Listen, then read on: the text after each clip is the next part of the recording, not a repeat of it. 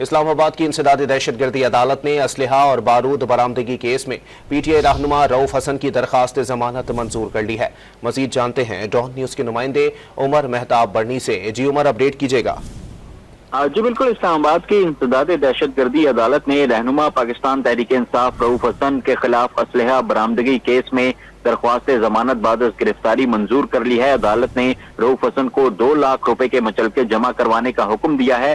آج انسداد دہشت گردی عدالت کے جج طاہر عباس سپرا نے رؤف حسن کی ضمانت بعد از گرفتاری کی درخواست پر سماعت کی۔ دوران سماعت رؤف حسن کے وکلاء علی بخاری، علی ظفر اور شعیب شاہین کی جانب سے ان کی ضمانت کی درخواست پر دلائل دیے گئے، جبکہ پروسیکیوٹر راجہ نوید جو تھے وہ انہوں نے سرکار کی طرف سے دلائل جو ہے وہ عدالت کے سامنے رکھے۔ دلائل مکمل ہونے پر عدالت کی جانب سے رؤف حسن کی ضمانت بعد از گرفتاری کی درخواست منظور کرتے ہوئے انہیں 2 لاکھ روپے کے مچلکے جمع کروانے کا حکم دے دیا۔